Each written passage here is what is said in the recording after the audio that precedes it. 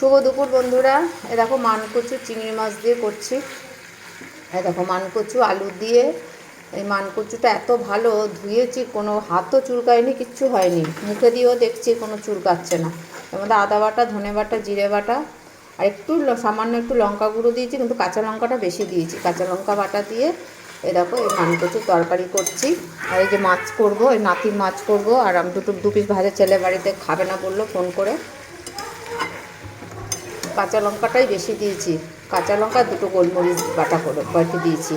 খেয়ে দেখো বন্ধুরা, এক একটা কচুতে খুব গলা চুলকায় বা হাত ধুলেই হাত চুলকায়, কিন্তু এটাতে কিছু হয়নি এখনো অবধি। কষাচ্ছি, হয়ে গেছে চিংড়ি মাছ দিয়ে মানকচুর তরকারি।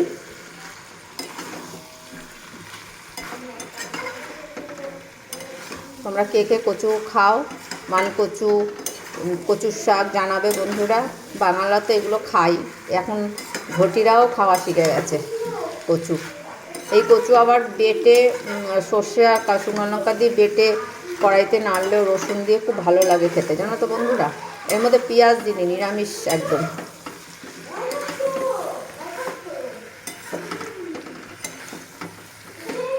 আবার জল দিয়ে দেবো বন্ধুরা, একটু মিষ্টি দিয়েছি, তার খেতে স্বাদ হবে।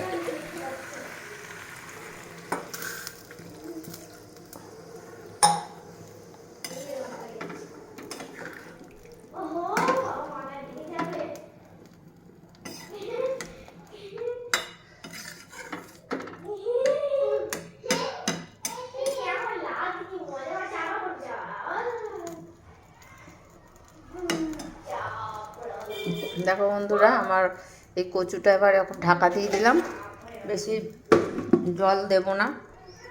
এই যে বন্ধুরা, রাখছি বন্ধুরা। খুব ভালো থেকো, আর কে কে খাও আমাকে জানিও। মানকচু, কচুর শাক একটু জানাবে বন্ধুরা।